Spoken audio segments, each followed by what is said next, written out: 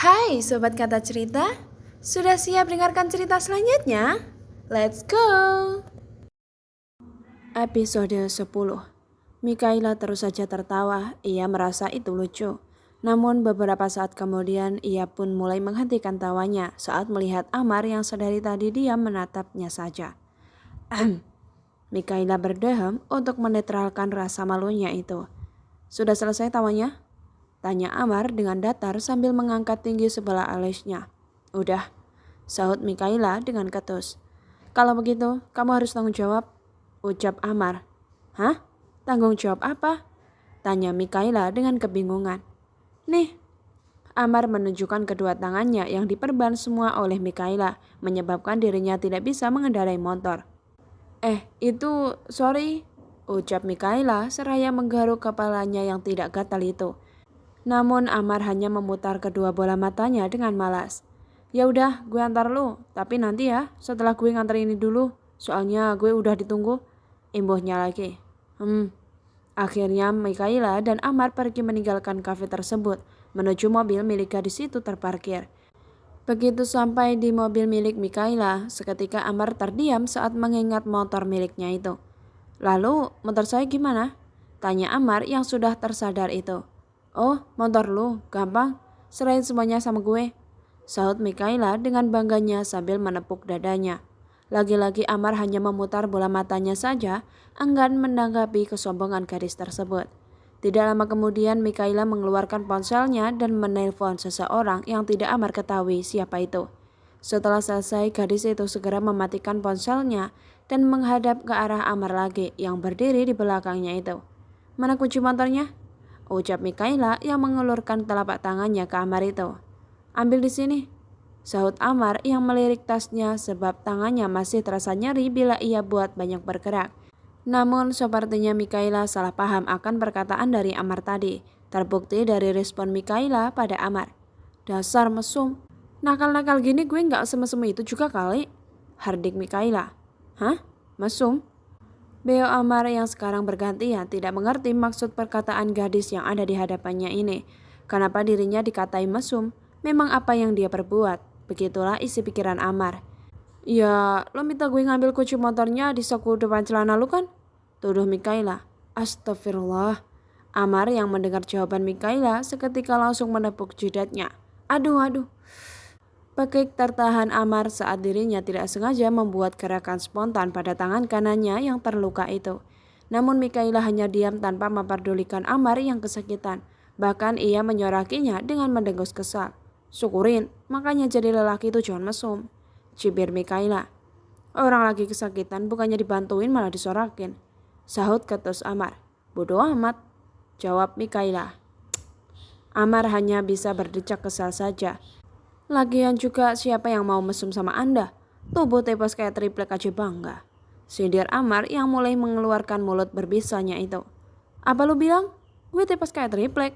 Hello, tubuh gue ini body goals ya, bantah Mikaela yang tidak terima bila dirinya dibilang mirip triplek.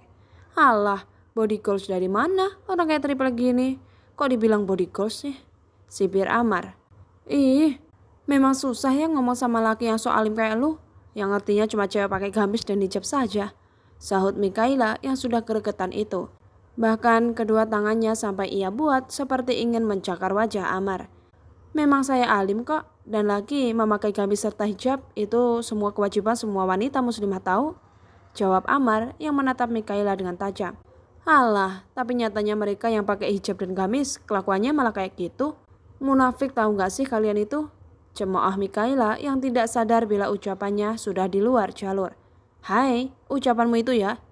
Jangan pernah mengatai kami munafik hanya gara-gara hijab ataupun gamis. Sebab akhlak dan aurat adalah dua hal yang berbeda, sahut Amar yang sudah mulai terpancing emosinya saat mendengar cemoohan Mikaela. Ia tadinya mulai berpikir baik terhadap gadis ini, namun sepertinya ia salah. Beda? Lalu apa bedanya? Tantang Mikaela. Tentu saja berbeda. Apa kamu nggak pernah diajarkan agama oleh kedua orang tuamu? Ujar Amar mulai mempertanyakan ajaran agama yang diberikan oleh orang tua. Padahal dua kata itu jelas berbeda makna dan penjelasannya pun beda. Bahkan ada salah satu ustazah yang menyebutkan perbedaan tersebut. di mana beliau berkata kewajiban seorang wanita muslim ialah yang menutup aurat dari ujung kepala sampai ujung kaki, terkecuali wajah dan telapak tangan. Lalu tentang akhlak, jangan kita menutup aurat, lalu akhlak kita harus bagus atau sempurna.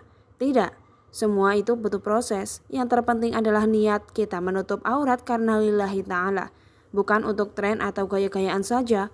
Untuk akhlak pasti Allah SWT akan memberikan hidayahnya melalui banyak hal yang tidak pernah kita sangka-sangka. Jadi jangan bilang perbaiki dulu akhlaknya baru berhijab. Itu semua salah. Bila bisa, perbaikilah semuanya secara bersama-sama. Namun bila tidak bisa, maka pilihlah salah satunya dulu, yaitu kewajiban kita sebagai umat muslimah. Maka seiring berjalannya waktu, akhlak itu akan terbentuk dengan sendirinya. Yang terpenting niatkan dari hati untuk Allah SWT, maka semua akan dipermudahkan. Dek, Mikaila terdiam, ia tidak bisa menjawab perkataan Ammar, sebab ia seorang ateis yang tidak memiliki agama. Bukan tanpa sebab ia sampai tidak memiliki agama, tapi salahkah saja orang tuanya yang selalu sibuk dengan dunia bisnisnya sehingga mengabaikan dirinya dan juga tidak pernah mengajarkan tentang apa itu agama. Bila ditanya memang pembantunya tidak mengajari, jawabannya adalah tidak. Kenapa?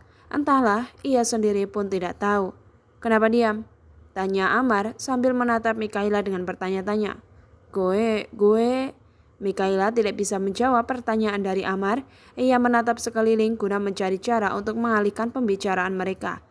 Tiba-tiba ada seorang pria yang berpakaian rapi serta berjas ala orang-orang kantoran atau bodyguard datang menghampiri Mikaila dengan hormat. Nona, sapa orang tersebut. Akhirnya Mikaila bisa menghembuskan nafas kasarnya saat orangnya datang di waktu yang tepat ini. Oh, tolong kamu antar motor itu ke alamat rumah lu. Di mana, Acom? Tanya Mikaila di sela-sela omongannya dengan orang tersebut. Di jalan XXXXX. Ammar menyebutkan alamat kosnya itu dengan detail.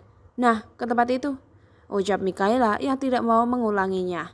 Baik, Nona, sahut orang itu. Tunggu, kunci motornya, teriak Mikaila pada orang suruhannya itu. Dengan segera orang itu berbalik menuju tuannya dan temannya berada itu.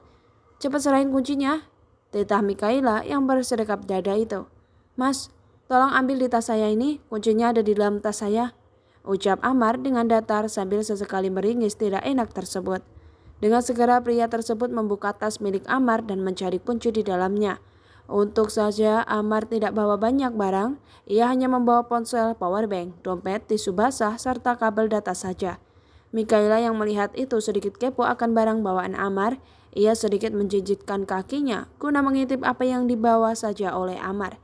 Ngapain sih? Kepo banget, sindir Ammar yang melihat tingkah Mikaila. Cih, ngapain bawa tisu basah segala? Cibir Mikaila. Hai, itu wajib tahu. Sebab kita nggak tahu tempat yang kita singgahi itu najis atau enggak. Hanya untuk berjaga-jaga saja, sahut Ammar. Oh.